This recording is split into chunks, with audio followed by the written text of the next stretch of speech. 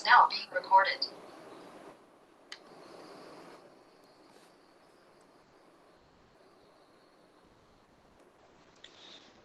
Okay, bismillahirrahmanirrahim. Kita mula kelas kita. Okay, actually sebenarnya hari ni cikgu nak buat test. Tapi sebab cikgu lupa nak cakap awal-awal, jadinya cikgu nak buat quiz lah, bukan test, nak buat quiz untuk chapter yang sebelum ni. Tapi sebab cikgu tak cakap awal, jadi cikgu kita masuk chapter baru dulu. Next class hari Jumaat kan. So nanti akan cikgu beritahu lah dalam group. Quiz untuk chapter 7. Koordinat geometri tu. Tak susah pun. Senang je. Okay. So hari ni kita akan masuk chapter baru which is 8.0 vectors. So probably mungkin kamu dah dengar perkataan vektor ni dalam fizik. Dah belajar kan vektor dengan skala unit. So ada kaitan, benda memang ada kaitan. Takkanlah benda tak ada kaitan kan. Okay. So vectors. Apa tu vectors ni? Kita nak faham. So kita akan compare dulu the difference between vector and skala unit. Okay. So actually dah belajar lah dalam fizik. So let's say yang contoh pertama, kamu ada distance dengan displacement. So dua ni macam bercakap mengenai benda yang sama. Dua-dua mengenai jarak. But the difference is, boleh tengok lah kan. Distance is the total length of track that is passed by a moving object. Bermaksud kalau kita tanya distance, contohlah. Kamu daripada Bintulu nak ke Mukah. So kamu ikut jalan raya apa semua kan. Masing-masing ada jalan masing-masing. So tu dipanggil distance. Jarak yang kamu lalu. Tapi displacement is the shortest line segment between the starting point and the terminal point. That involve direction from the reference point. Maksudnya kalau kita tengok kan yang ni. Kalau kereta bergerak ke arah utara dan ke arah timur. To the north and then to the east. So displacement adalah the shortest distance. Kenapa displacement ni vektor? Sebab dia dah ada spesifik arah. Ke arah utara, ke arah selatan, ke arah timur, ke arah barat. So then kalau kat sini pun ada perbezaan dah. Kalau distance tu 70 km, displacement 50 km. So distance dengan displacement ni hampir sama tapi ada perbezaan sebab satu hanya ada magnitude dan another one displacement dia ada magnitude and direction. Kemudian contoh yang kedua kita ada speed and velocity. Dua benda ni bercakap mengenai hampir benda yang sama. Kelajuan kan. Velocity ni pun kelajuan tapi perbezaan dia velocity akan ada direction. Kalau ke kanan, kita akan kata direction dia positif. Kalau ke kiri, direction dia negatif. And then mass and weight. Dua-dua ni berat kan, berat. Kalau kita translate normally kepada bahasa Melayu sebenarnya berbeza lah. Yang ni jisim, yang ni berat. Mass tu bahasa Melayu dia jisim ya. Weight berat ke jirim? Jirim benda lain juga rasa. Okay. So mass is the amount of matter that an object contain. The value does not change according to the location. So mass ni kalau awak kira dia ataupun kita sukat dia, sama ada awak duduk dekat bumi ke duduk dekat bulan ke, sama je kan contoh yang dia bagi kan. Tapi weight ni berbeza. Sebab apa berbeza? Sebab weight ni bergantung kepada gravitational force. Kata apa? Daya tarikan bumi tu kan. Daya tarikan magnet. Bukan daya tarikan magnet. Daya tarikan gravity. So bumi je ada perbezaan dia punya nilai daya tarikan gravity dia dengan bulan. Tu sebab ada perbezaan dia punya weight dia. Okay, so mudah kata vektor akan ada magnitude dengan direction, skala hanya akan ada magnitude.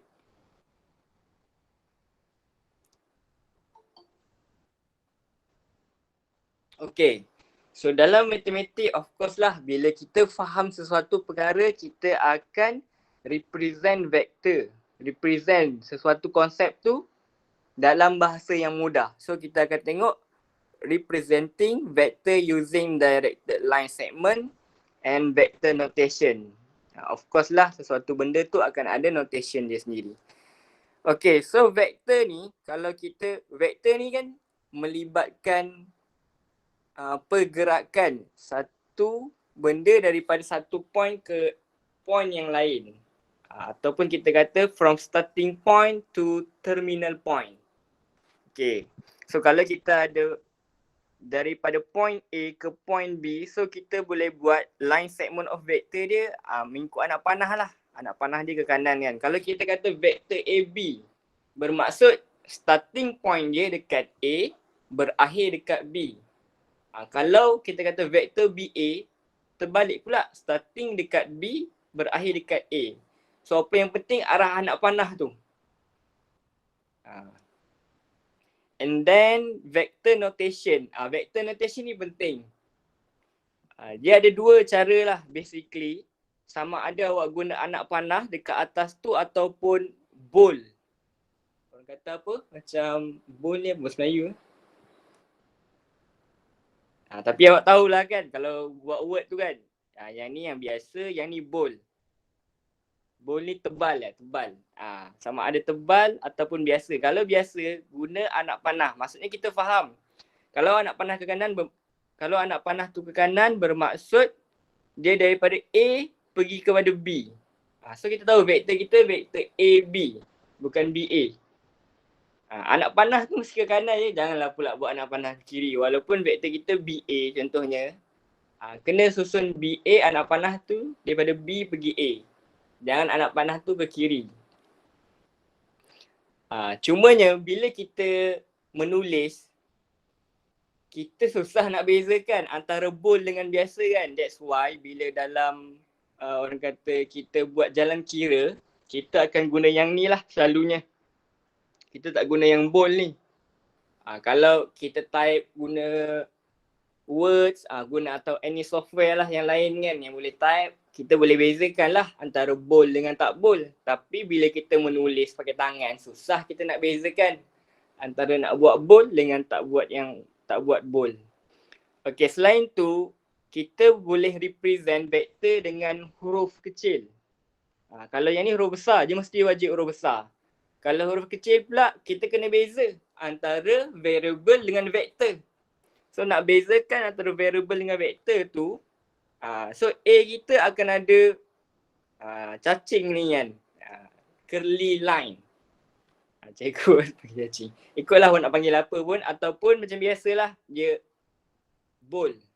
Huruf A tu dia pekat sikit, dia tebal sikit. Actually ni ada beza lah tebal dengan tak tebal. So tu adalah vector notation. And then, okay, disebabkan vektor ni ada magnitude dengan direction, so kita boleh kira lah magnitude dia. Magnitude of vector pula dia punya notation macam ni. Dia tambah, kita panggil ni modulus. So kalau ada vektor AB, tambah je lah modulus dia. So kita tahu kat situ itu mewakili magnitude of a vector. Okay, how to calculate magnitude of a vector? So actually nak kira magnitude vector, kita akan menggunakan Pythagoras theorem. Guna rumus Pythagoras kan. So yang ni semua orang masih ingat lah, x kuasa 2 tambah y kuasa 2 square root. Okay, let's say kita ada vektor AB dalam kes ni. Vektor AB ataupun vektor ni lah, A curly ni kan, vektor A kecil ni. So apabila kita nak cari dia punya magnitude, so kita kata modulus vektor AB adalah 4 kuasa 2 tambah 4 kuasa 2. Kita kira berapa unit dia kat sini. Unit ke secara horizontal dan unit secara vertikal. So dapat 4 unit, 4 unit. So kalau awak kira dapatlah 4 square root 2, 4 slet 2. Yang ni masih ingat kan macam nak buat? Sampai ada kalkulator yang kelabu dan ke atas, kelabu kelas Swiss. Kalau awak tekan ni, dia boleh bagi jawapan dalam bentuk ni. Kalau kalkulator yang paling lama tu je biasa bagi jawapan dalam bentuk point. Dia tak bagi jawapan dalam bentuk ni. Tapi yang ni kita dah belajar lah dalam topik set tu. Okay, so cari vektor ni senang je lah. Memang tak ada masalah pun. Kita hanya guna rumus Pythagoras theorem. Tengok berapa unit yang dia bagi. Ni kalau unit lah. Dia dah bagi spesifik. Okay. Then kena tahu juga apa tu negative vector. So negative vector ni, let's say kita ada vektor AB macam yang ni kan. So negative vector tu sebenarnya arah terbalik dia. Yang ni A pergi B, B pergi A adalah negative vector kepada vektor AB. So AB adalah negatif AB ataupun sebenarnya vektor BA lah. So kalau arah ni positif, lawan arah dia akan jadi negatif lah. Jadi macam tu je. AB kita kata positif vektor, then BA adalah negatif vektor. Ataupun negatif A atau negatif AB. Tapi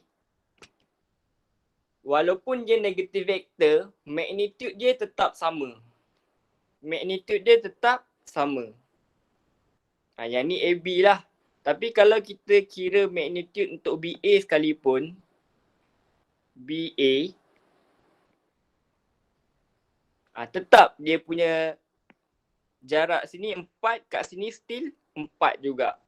So 4 kuasa 2 tambah 4 kuasa 2 square root still 4 set 2 lagi. Tak ada perbezaan. Masih 4 set 2. Ni sekarang kita, orang kata kita tengok dulu apa tu vektor sebenarnya kan. Kita akan, apa je ada dalam vektor, negatif vektor. Macam ada satu lagi. Oh, and then ada another one, kita panggil dia zero vector. Cikgu ada tulis kat tempat lain zero vector ni tak ada. Okay, kita ada satu lagi yang dipanggil sebagai zero vectors. Zero vector. Zero vector ni biasa kita represent macam ni. Nilai zero ada curly tu kat bawah kan. Ada curly line dekat bawah. So ni zero vector. Apa yang dimaksudkan dengan zero vector ni sebenarnya? Apabila starting point sama dengan terminal point. Contohnya macam rotation macam ni. So kalau awak ada benda yang rotate, cikgu buat cantik sikit lah. Starting point, dia pusing, dia patah balik ke sini. Ataupun kalau kita tengok macam, kalau contoh buku teks kan, kalau tengok perlumbaan F1 ke apa kan, starting point dengan point akhir dia tu biasa sama. Ataupun kita tengok acara balapan kan, bolehlah kata permulaan, actually tak sama juga kan, sebab acara balapan dia lari sikit. Dia punya starting point dengan final point tu. Tak pun kalau awak saja main-main lari dekat track tu kan, starting point dengan point akhir tu sama je jadi zero vector. Sebab apa? Memang jarak dia ada jarak lah kan, distance. So distance dengan displacement ni berbeza.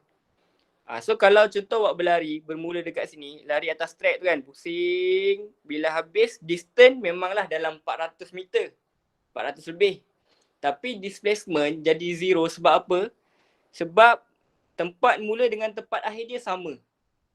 Macam contoh yang sebelum ni kan, tempat mula dengan tempat akhir berbeza. Sebab tu ada jarak 50. Tapi let's say kalau contoh kereta tu jalan Macam ni, kemudian ke sini, kemudian patah balik. So dia akan jadi zero vector.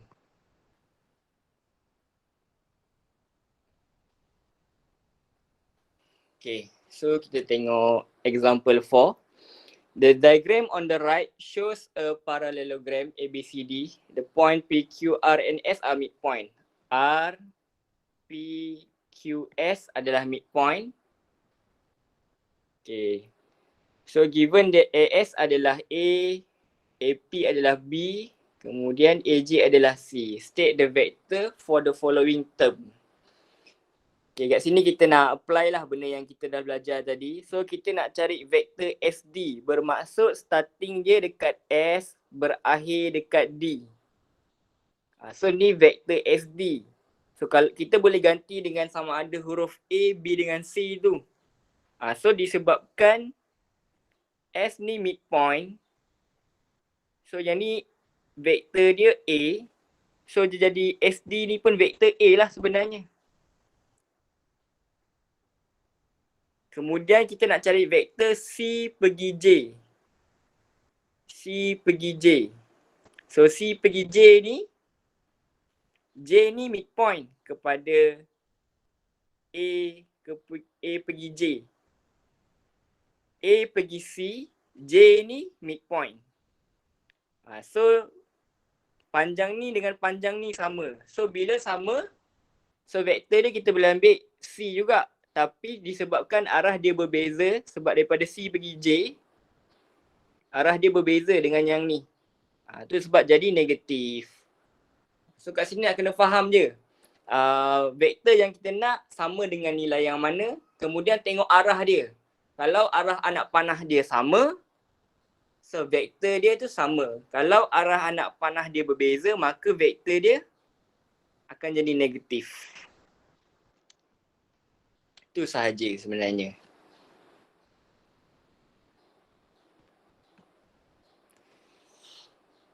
Okay, so far boleh faham tak apa tu vektor dalam matematik ni lah. Kita boleh represent vektor kepada huruf.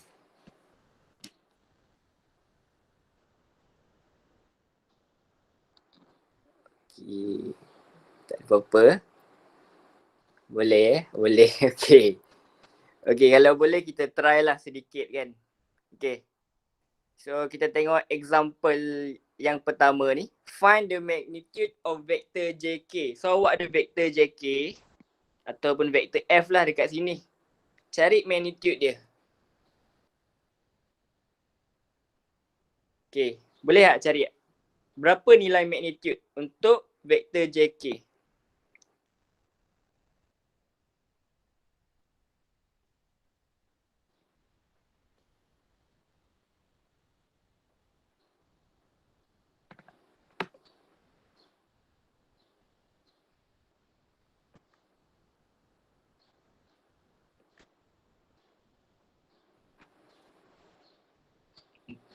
Point 472. Okay, so Hazril dah dapat lah. Jawapan dia betul lah 4.472, tapi 4.472 ni bukan orang panggil the actual value. Bukan nilai yang tepat lah. Kenapa bukan nilai yang tepat? Macam cikgu kata lah, dia mesti ada cert tu kan. Okay, jawapan yang paling tepat yang Haris Hazril lah, 2 cert 5. Jawapan yang Hazril ni maybe dia guna kalkulator yang lama kan. So dia tak tahu jawapan dalam cert. So macam biasalah kita tengok berapa unit dia kat sini. Ada 2 kotak, so 2 unit. Dekat sini 4. So jadi 2 kuasa 2 tambah 4 kuasa 2 square root. So ni kalau awak kira dapatlah square root 20. So square root 20 ni kita boleh pecah kan. Kita boleh pecah jadi 5 darab 4. That's why dia jadi 2 cert 5. So kalau kalkulator paling latest tu je memang dia boleh bagi jawapan dalam set. Okay, so nak cari magnitude tak ada masalah. Okay, example seterusnya. 2 cars A and B are moving away from town O. Car A move to the north while car B move to the east. Okay, find the distance between two car after the both car travel for 1 hour given that OA is 90 km and OB is 75 km. So nak kena faham kat sini bila dapat soalan vektor, cuba untuk lukis dulu. So dia kata kereta A bergerak ke arah north daripada O. Bermaksud kita buatlah dia bergerak ke atas macam ni kan. Ke atas north lah biasanya, ke kanan east. Okay, cumanya bila nak lukis vektor ni pun kita kena depends kepada nilai dekat sini. So nilai kat sini 90, nilai kat sini 75. So kita kena, sebab kita tahu bila vektor ni kita boleh kira unit dia, pergerakan tu berapa banyak. So 90 km ni kita boleh represent kepada 1 unit is equal to 15 km contohnya. So OA ni kalau 90 bagi 15 dapat 6. So ambil lah 6 unit. 2, 4, 6. Ataupun kalau guna pembaris 6 cm ke kan. 1 cm bersamaan 15 km. And then OB pula 75 iaitu 5 unit lah dalam kes ni. So kita ada 2 vektor. Satu vektor OA, satu vektor OB. Yang ni 75, yang ni 90. So dekat sini kita nak cari, selepas dia bergerak macam tu, berapa distance antara kereta A dengan kereta B. So kat sini nak guna apa? Apa yang kita nak cari sebenarnya?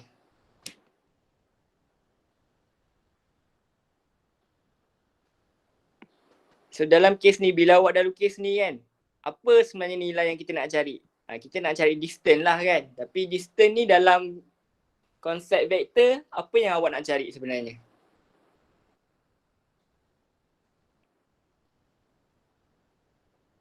Mungkin tak dapat. Cari AB. Okey, betul. Nak cari AB lah. Cuma lebih tepat kita sebenarnya nak cari magnitude AB. Kita nak cari ni nanti. Magnitude AB. So kita nak cari distance ataupun magnitude vektor AB. Okey, betul Hendrik. So boleh carilah. Apa jawapan yang ni pula?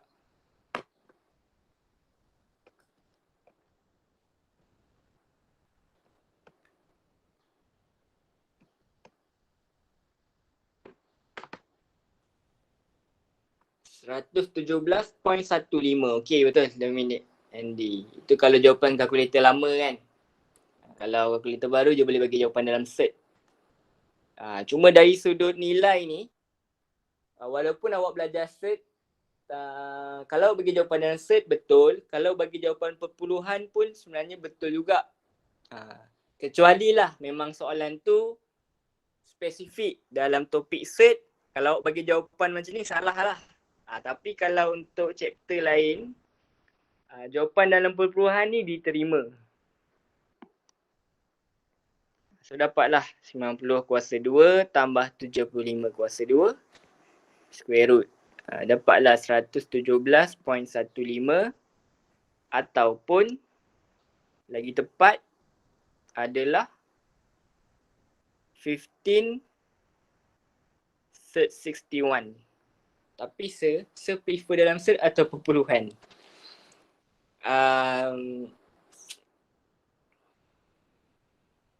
Nak bagi jawapan spesifik tu, tak ada jawapan tak sebenarnya.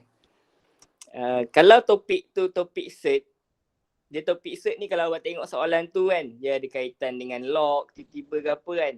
So better bagi jawapan dalam set. Cuma bila exam lah, let's say jawapan awak boleh ada dalam set dan awak tahu, ni boleh bagi jawapan dalam set.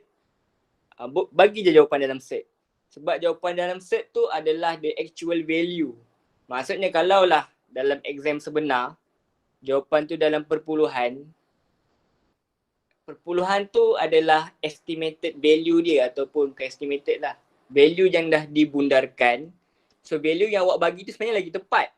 So value yang bagi tepat tu sepatutnya lagi diterima. Bukan sepatutnya, memang akan diterima. Tapi siapa bagi jawapan dalam perpuluhan pun tak ada masalah juga.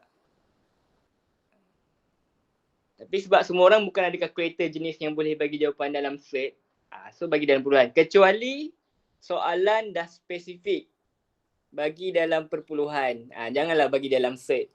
Let's say kata jawapan akhir, awak akan perasan itu soalan tu je bagi tahu. Give your answer in 2 decimal point, in 4 decimal point ataupun in 4 SF, in 2 SF. Tu kalau bagi jawapan dalam set, salah lah. Kalau soalan tu dah spesifik minta, kena bagi dalam perpuluhan.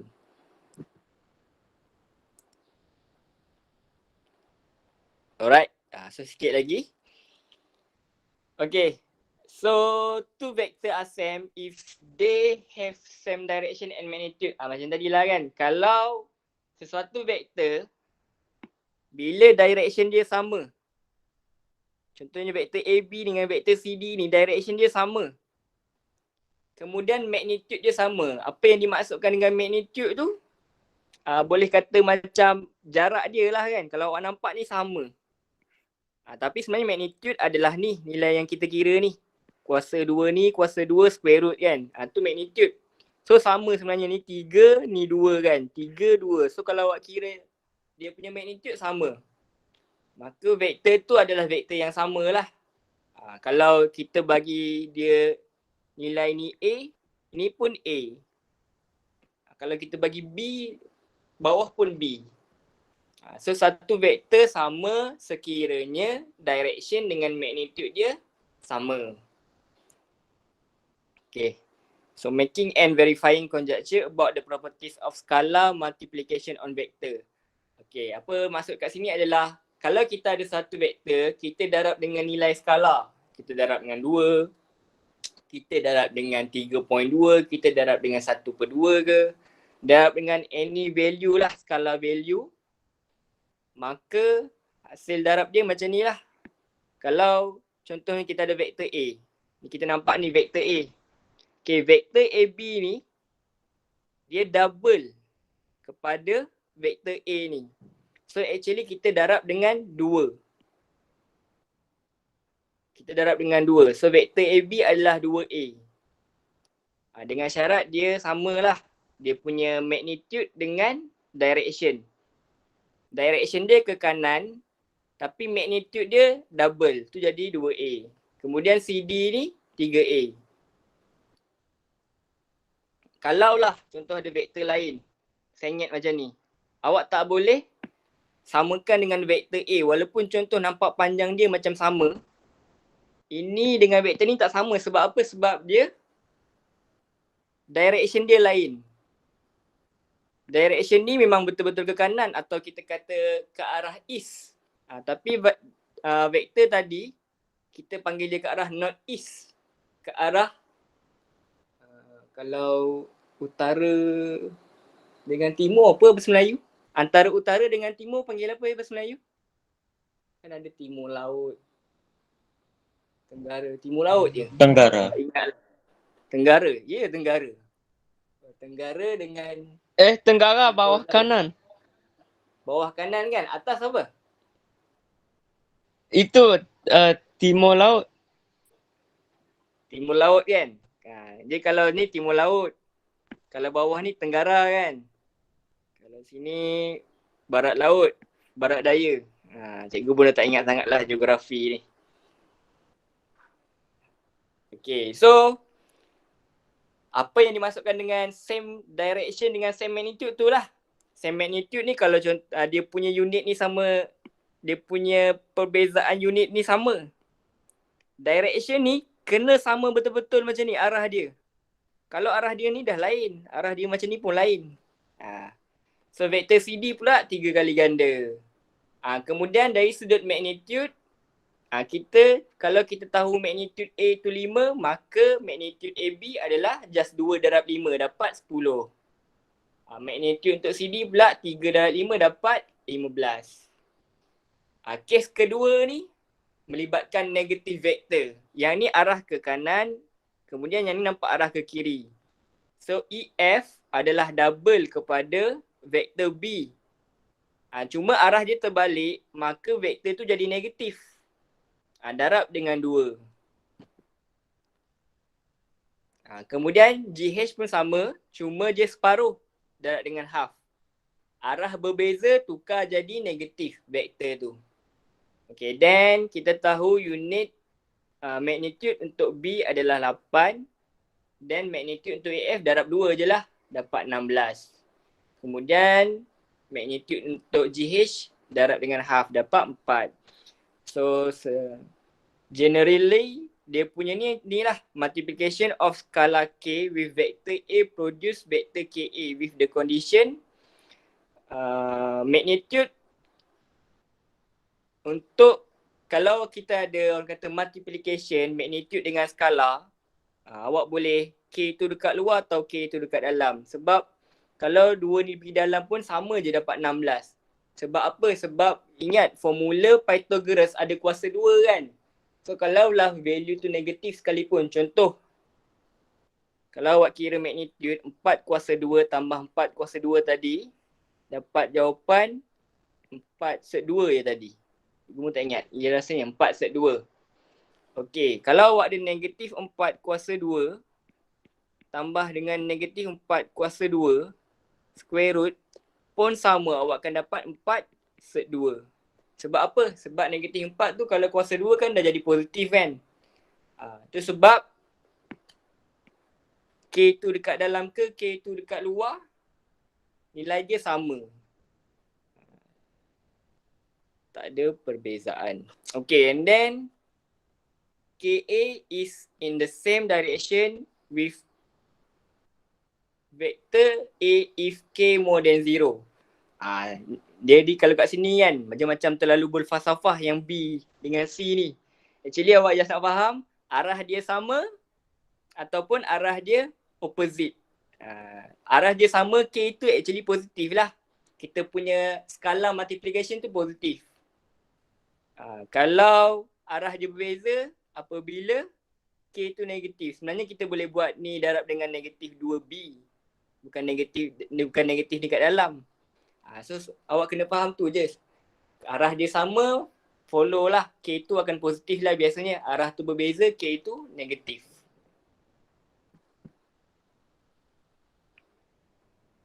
And then kita ada lagi satu last adalah parallel vector. So AB are parallel if A is equal K times B where K is a constant. Senang kita nak faham, kita tengok yang ni, QP ni. QP dengan RS. So QP dengan RS ni, kita boleh kata macam ini vektor A, ini vektor B lah. Tapi kita guna QP dengan RS lah, tak kisah boleh guna mana-mana kan. Sama ada nak guna 2 huruf atau 1 huruf. Okay, kemudian kena nampak kat sini dia parallel. Arah dia sama. Arah dia sama tapi magnitude berbeza. So bila magnitude berbeza, kita akan ada satu skala K. So bila RS sama dengan 2V, QP sama dengan 5V. So RS adalah 2/5 QP. Ini skala dia. So RS dengan QP ni adalah parallel. So parallel vector ni tak semestinya magnitude sama. Dia boleh jadi dia punya magnitude berbeza tapi direction dia sama. Direction ni, apa yang dimasukkan direction ni, arah dia sama. Yang tadi you kata kan. Bila arah dia sama, dia adalah parallel vector tapi magnitude dia boleh berbeza. Macam yang belakang ni lah. Yang ni sebenarnya pun dikategorikan sebagai parallel vector. Kita punya arah sama, magnitude berbeza. Yang ni A, yang ni 2A, yang ni 3A. Sama je dengan yang ni. So kalau contoh bawah ni, kita ada PQ adalah A. Dan RS adalah negatif 2A. So kita tahu RS adalah negatif 2PQ. Kenapa kita tahu macam tu? Sebab kita tahu PQ A. Kemudian RS negatif 2A. RS adalah Okay, kena faham A ni apa? A ni adalah PQ kan? A adalah PQ. That's why kita boleh ganti dengan PQ. So, parallel vector ni adalah skala multiplication to the other vector. Itu sahaja parallel ni sebenarnya, parallel vector. Okay, so yang ni example 6 ni tak ada apa pun, awak boleh tengok sendiri nanti. And then example 7, ada satu benda lain ni kita panggil dia sebagai collinear. Collinear ni kind of parallel vector gak. Perbezaan dia, collinear ni adalah dua vektor yang berada dalam satu line. Contohnya yang ni, PQ adalah vektor U dan QR adalah 5U. So bila PQ adalah U, QR adalah 5U, U adalah PQ kan. So kita ganti dengan PQ. So QR adalah ni. Jangan lupa ya buat anak panah. Anak panah tu sebenarnya wajib. Kalau dalam exam jangan tak buat. So bila tak buat, ada kemungkinan lah nanti examiner tu akan pangkah lah. Okay, then. Okay, so bila macam ni, kita tahu ni adalah parallel vector. Sebab apa je parallel vector? Sebab kita boleh cari skala multiplication of other vector. QR adalah 5 darab dengan vektor PQ. Itu yang kita panggil sebagai parallel vector. Tapi disebabkan Q ni adalah common point. Dekat sini ada Q, dekat sini ada Q. So kita panggil dia sebagai collinear. Kalau kita buat straight line, kita ada PQ. Contoh PQ, Q dekat sini. P dekat sini. Kemudian kita ada R dekat sini. Ni mungkin U, ini mungkin 5U. Ni jarak dia 1, ni jarak dia mungkin 5 lah. Mungkin panjang lagi sepatutnya. Cikgu tak kira, cikgu tak buat. Orang kata the exact line yang betul lah. So dia berada dalam satu line. Let's say panjang ni U, yang ni 5 kali ganda panjang dia. Kena cari 5 kali ganda betul lah kalau nak buat betul-betul dia punya exact lukisan tu kan. So tu collinear. Collinear ni sama je lah. Yang ni anak panah dia macam ni. So dia parallel vector lah sebenarnya. Cuma dia berada dalam satu line. Tu yang dipanggil sebagai collinear. Okay, so tu saja kelas hari ni. Cuma exercise yang 8.4 ni cikgu nak kita try buat sekali lah beberapa soalan. Yang ni awak buat sendirilah 2 soalan ni. Okay. So yang pertama, given AB is 5A, PQ is 20A. Express AB in term of PQ. If AB is parallel to PQ. Okay. So yang ni cuba express AB in term of PQ. Menggunakan konsep parallel vector tadi.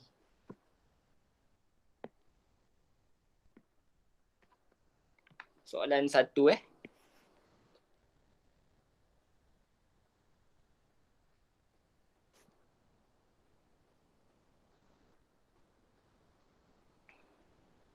So masing-masing boleh try lah buat. Cuba cikgu tunjuk je yang pertama ni.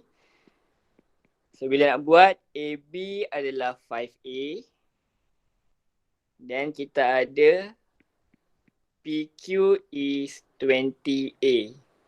So awak buat supaya 20 ni boleh ada 5. Maksudnya 4 darab 5. So PQ adalah 4AB. Ni masuk dia ni. Dia nak ni. Express AB in term of PQ. Oh, cikgu dah terbalik je. AB in term of PQ. Okay, yang ni salah lah. Yang ni PQ in term of AB. So kena terbalikkan dia lah. Sepatutnya dia akan jadi AB is equal 1/4 PQ. So ni jawapan akhir awak sepatutnya.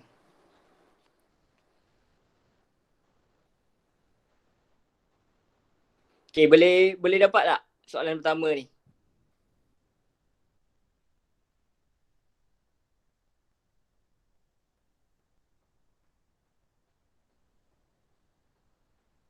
Boleh? Okay. Okay, kalau soalan pertama boleh dapat, buat soalan kedua. Tak apa, awak just tunjuk je. Dia adalah parallel vector. So collinear ni sebenarnya parallel vector. Cuma sebabkan kita tahu M ni common point, so dia collinear lah. So macam mana awak nak tunjuk dia adalah parallel bila awak boleh buat relation antara vektor LM dengan vektor MN. Okay. Apa relation yang awak dapat untuk nombor 2? Ni soalan 1.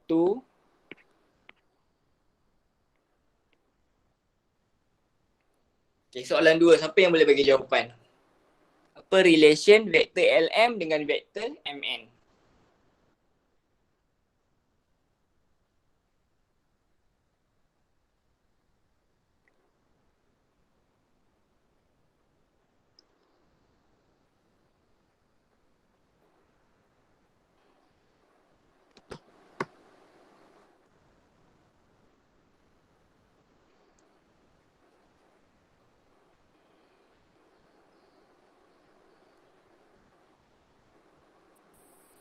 MN adalah 3LM.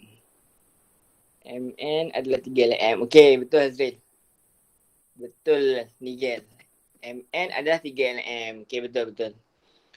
So disebabkan LM adalah 6X. MN adalah 3 darab 6X kan. Itu dapat 3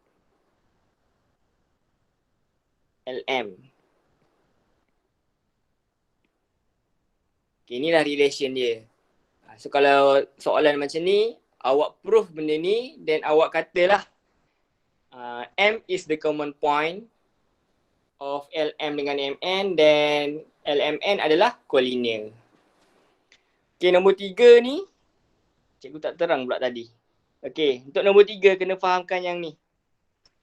If A and B is non-parallel and non-zero vector and PA is equal QB, then value P dengan Q cuma boleh jadi 0.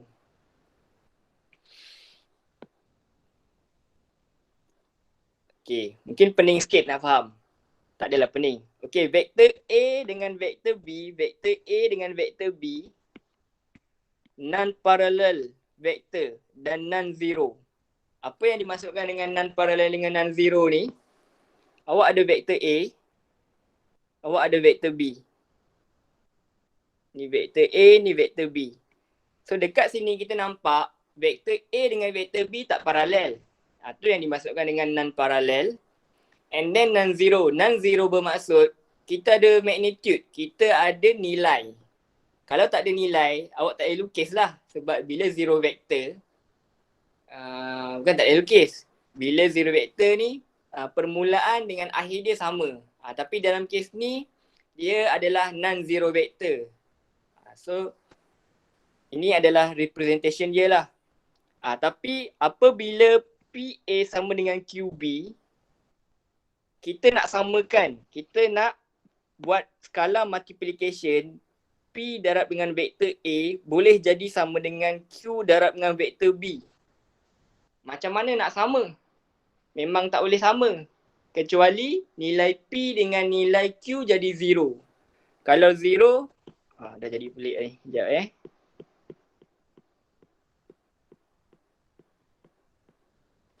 Kalau 0 darab dengan A, 0 darab dengan B, kalau P dengan Q jadi 0 kan, maka dia akan jadi 0 vektor lah. 0 vektor samalah dengan 0 vektor.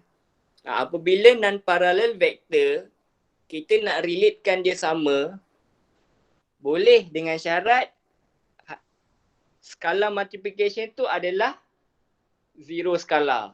Nilai yang 0. Okay, bila macam tu kita boleh jawablah soalan nombor 3. Okay, given that non-zero vector U and V are not parallel, find the value M dengan N.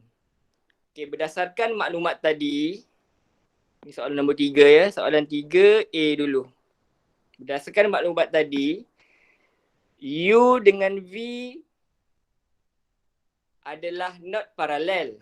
U mungkin macam ni, V mungkin macam ni, tak kisahlah kan. Okay, tapi kita boleh buat dia satu relation yang sama apabila kita darab dengan 0. So apa yang maksudkan dengan 0 ni sebenarnya nilai yang kurungan ni sepatutnya jadi 0. Nilai yang kurungan ni sepatut jadi 0. Baru dia boleh relate. Sebab 0 darab U sama dengan 0 darab V, samalah kan. Jadi 0 sama dengan 0. So bermaksud untuk soalan pertama, 4M tambah 3 kena jadi kosong.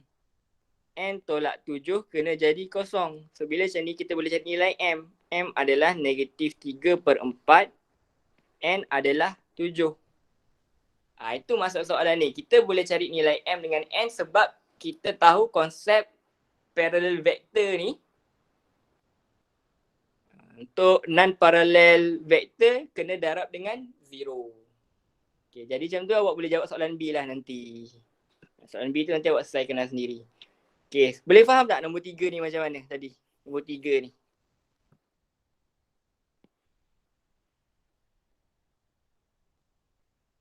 Boleh ya? So, kalaulah ada soalan macam ni, dia kata non-parallel dengan non-zero vector, actually kita nak samakan the scalar value tu dengan 0. Kita nak samakan the scalar value ni dengan 0. Itu sahaja sebenarnya.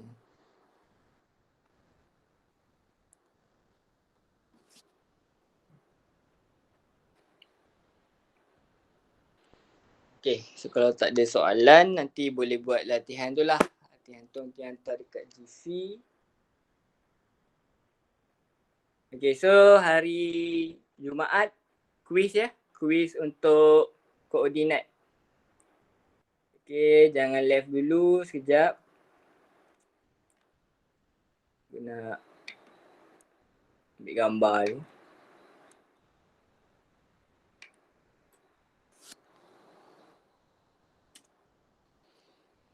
Okay, so cikgu dah ambil gambar. Open queue. Haris ada angkat tangan je. Ada nak tanya ke Haris? Oh, try. Itulah yang ni lain lah sikit.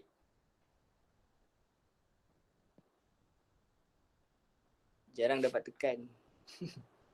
Yelah. Okay. So sebab yang ni cikgu guna account organisation. Sebab cikgu kan sekarang budak diploma. Cikgu, ramai geng-geng yang cikgu tu sekarang tengah buat diploma. Kita orang ada kelas setiap petang. Pukul 4 sampai 7. Belajar online macam awak lah. Belajar kan. So kita orang dapat satu akaun daripada KUPTM.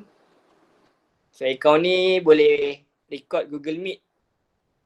So nanti Google Meet ni cikgu upload lah dekat YouTube. Cikgu record sebab apa? Sebab gambar lagi cantik kalau record Google Meet. Compact tu cikgu buat YouTube live direct. Okay. So itu sahajalah kelas kita. Okay, so siapa yang hadir hari ni terima kasih. Boleh buat kerja. Ada soalan boleh tanya dulu. Thank you, sir. Okay, welcome. Terima kasih, cikgu. Okay, sama-sama.